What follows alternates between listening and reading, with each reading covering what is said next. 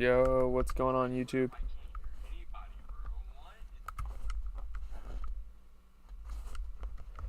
Alright, turn my headphones down. I'm in a party with people, but I'm probably gonna hop off the party here. I mean, I was just doing reactions for the Twitch channel, but now we are here with our NBA recap, end of the day video. I told you guys I'm not missing a single game this season. I'm probably gonna go to bed somewhat decent time after this. I gotta start formulating my albums list. I gotta go back and re-listen to Donda 2.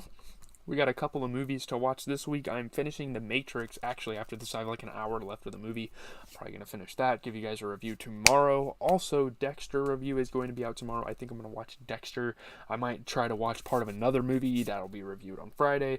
But we're going to try to get a decent amount of content. I skipped the weekly track roundup from last week, so I apologize for that. But we have here 8 NBA games to talk about. There's going to be even less of those games on Thursday. Less of these games on Thursday. So let's talk about the Magic and Pistons, two teams that are damn near tank teams.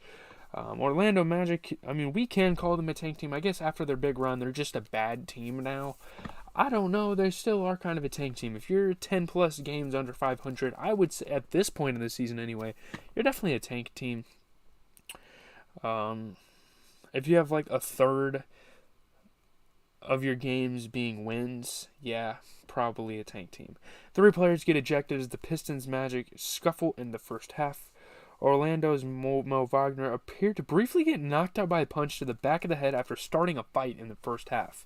That was crazy, seeing Killian Hayes go over there and just punch him one in the back of the head. I mean, that is a pretty dirty hit. I don't really respect Killian Hayes at all for that, especially with the caliber of player that he is. Like, should he really be out here doing shit like that? Not really. A big fight broke out. This is probably the biggest fight we've seen in the NBA all year, and I mean, props to the rules and stuff and the officiating. They've done a really good job of kind of preventing this, so that's good, but Wendell Carter, having some good dunks. Bull as well. The Magic were getting to the rim. They weren't able to win, but Hamidou Diallo was passing the ball around. Alec Burks was knocking some threes down for Detroit. And hey, look at that. Detroit wins a game, surprisingly. I mean, the Magic played like dog shit. I'm going to be honest. They did not play good at all. Markelle Fultz, he made 2 shots in 28 minutes, 6, 9, and 7. Not a good stat line. We need someone on this team that can go 25 to 30 points a game if they want to win some stuff. But Markelle Fultz, not great on the scoring and could not get shots to connect. You look at the Pistons side, and it's really just their bench players. 28 points for Saddiq Bey off of 50% field goal shooting. I don't know why he is still a bench player. I guess Bogdanovich. Yeah, I guess they have a weird lineup going on. 32 points for Alec Burks. Only missed 1 shot in 31 minutes. So there you go. Alec Burks had a pretty good game. Don't really have much to talk about there. Let's move on to Suns and Wizards. Rui Hachimura helps the Wizards beat a shorthanded Suns. They win by 25. Suns are still a good team in this league, but I mean, you can kind of sense that they're starting to fall apart as an organization.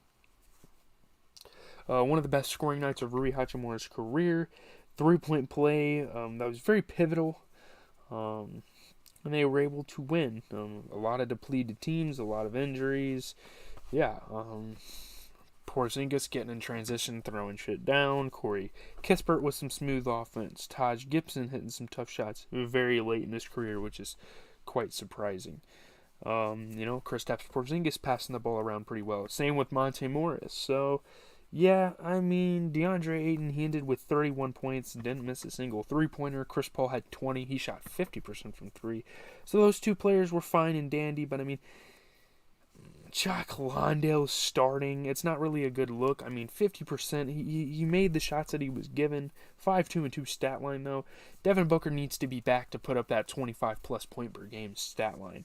They were just kind of missing that, and I mean, having Jock Landale being a starter, I respect him. He's made a couple of hustle plays to earn the respect around the organization, but you look at the other team, you get 22 points out of Kyle Kuzma off of 50% 3-point shooting. You get 22 points out of Kristaps Porzingis off of 33% 3-point shooting. 30 points for Rui Hachimura, 50% from the 3. So there you go. Some sort of dual, triple threat scoring there. Rui Hachimura doing good at filling the void that, that Bradley Beal left. Nets and Hawks, great game here. Nets win their 10th straight. They beat the shorthanded Hawks. They win by 1.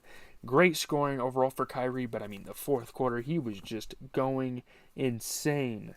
Kevin Durant, great scoring, and his best rebounding game of the season. 10th straight game, obviously a shorthanded Hawks, and this Hawks team is not good right now, okay? I hate to break it to them, but they're just not a good basketball team right now. They're missing so many pieces. Obviously, that's a pretty valid excuse. I mean, that's kind of a contradicting statement, but, you know, KD, clutch shots late in the game. Jalen Johnson, tough shots throughout. Nick Claxton hit some tough shots. Onyeka Okongwu. Bogdan Bogdanovic was playing some pretty good defense for the Hawks, but man, they just didn't have the firepower to win this game. 26 points, 16 rebounds for Kevin Durant, 17 points, 10 rebounds for Nicholas Claxton, missed 1 shot in 35 minutes, 28 points for Kyrie, shooting 50%. He played damn good. You look at the Hawks, 21 points for John Collins, 33% from 3, 50% from the field, 18 points and 13 rebounds for Onyeka Okongwu, shooting 50% from the field, 24 points for DeJounte Murray. And I mean, without Trae Young, they kind of have A.J. Griffin trying to take his place, and he played 24 minutes, didn't make a single 3, and shot 20% from the field. Maybe if he would have knocked a couple more of those shots, be like a 5 to 10 point scorer a game, these guys would be solid. They would be winning games even without Trae Young. Because I mean, this Nets team is good. They're very good. I mean, they're easily a top 5 team in the league, I think. So yeah, they just couldn't get it done without Trae Young. That makes sense. Lakers and Heat. Heat get past the Lakers by 14. They climb over 500. They're a game over 500. Shout out to the Heat. They have officially etched themselves as a good team in this league. I mean, they've overcome a lot of things. You know, Jimmy Butler was out for the longest time. The math wasn't hard. The Miami Heat got a lot of points off turnovers and nearly went the whole game without giving up any. You know, Jimmy Butler getting down to the baseline, hitting tough shots. Dennis Schroeder fighting off defense, getting tough shots to fall. Very impressive scoring for LeBron James. Huge Showtime dunks for Bam Adebayo, and yeah, LeBron was just all the Lakers really had with his tough shot making. You know, LeBron put up 27 points off of 40% 3-point shooting. Lonnie Walker didn't score a single basket. He played 21 minutes. He had an assist and 2 rebounds and missed 4 shots. I don't even know how he only got 21 minutes, but dude, this guy could easily go for 10 to 15 a game. The guy's averaging 15 points a game. He just had a very bad game, I guess. And the coaches decided, well, we're just going to take him out, right? I don't know, man. I feel like Lonnie Walker, he just didn't have a bad game, or he just didn't have a good game. He wasn't getting a lot of opportunities, and the Lakers definitely could have won this game had he have played a little better. But we look at the Heat. 27 points for Jimmy Butler, 23 points and 14 rebounds for Bam Adebayo, and that's going to about seal the deal for that game. Bucks and Bulls. This is a surprise. DeMar DeRozan scores 42 points. The Bulls beat the Bucks by 6 in overtime. Shout out to DeMar DeRozan getting it done. DeMar DeRozan compared the Chicago Bulls' success this season against the Eastern Conference's best teams to being chased by a dog. That was kind of an interesting analogy he used in interviews.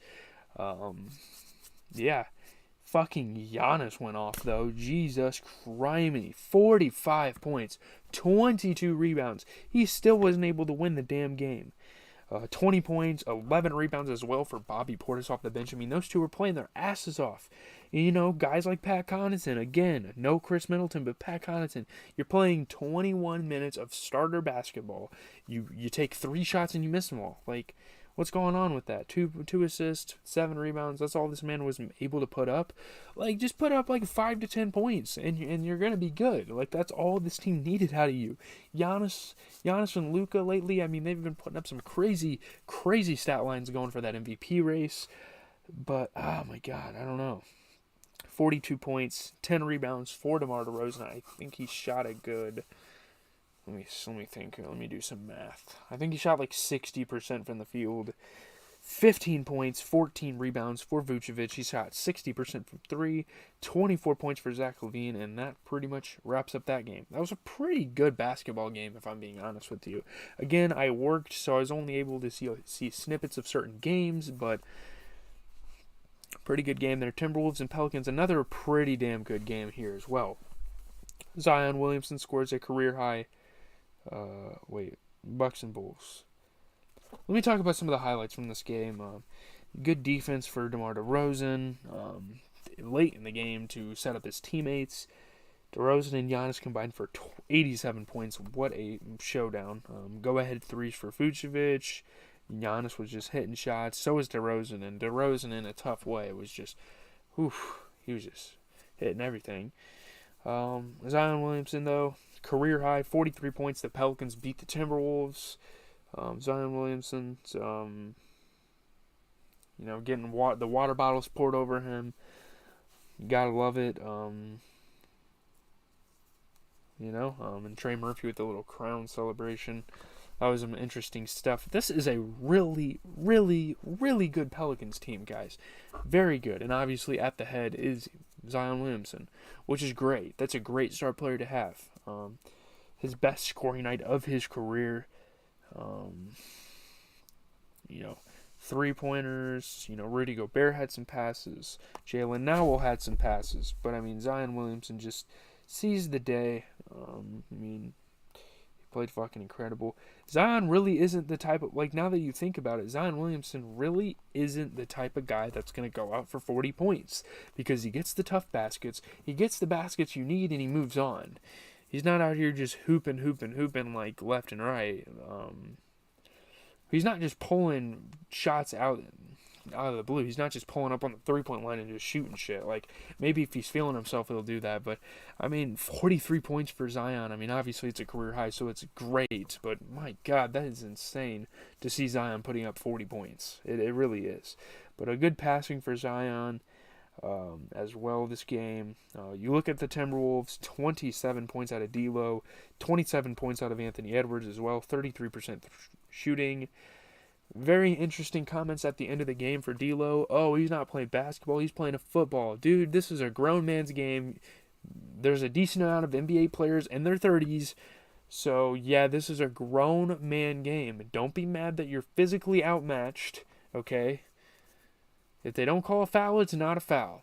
I'm not saying refs set the standard for this league, but they're the ultimatum. So, yeah, that's just kind of a sorry comment. That's kind of a salty type of thing to say at the end of a game where a guy puts up 43 points. Because I don't think D'Lo would have said that about anyone else. But, of course, Giannis doesn't. He's like, oh, physically outmatched. I'm a little boy, I guess, because I can't guard him, right? That's pretty much what he's saying.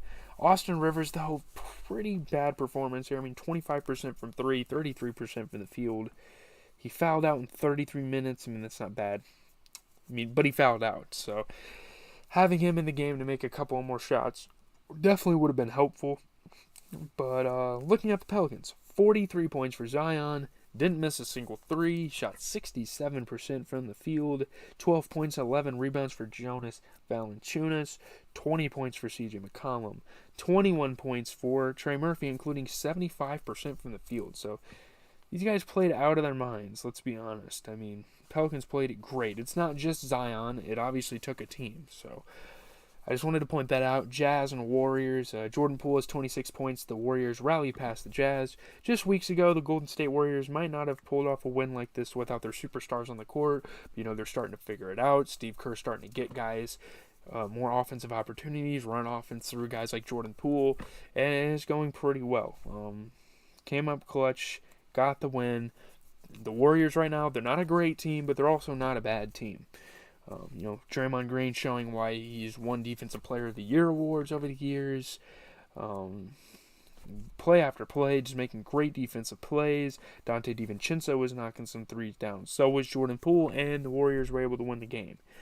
Looking at the Jazz, 29 points, 16 rebounds. Of course, we expect a guy like Markkanen to have a good game.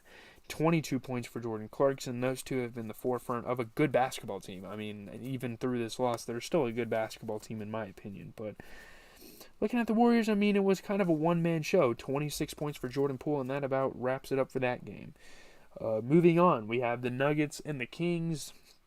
Damn good game here. Malik Monk scores 33. He hits the winning free throw as the Kings top the Nuggets. Great scoring. The tie-breaking free throw, 0.7 seconds left. They were down 19 late in the third quarter, and they were able to win by a point. Malik Monk, shot maker, I guess.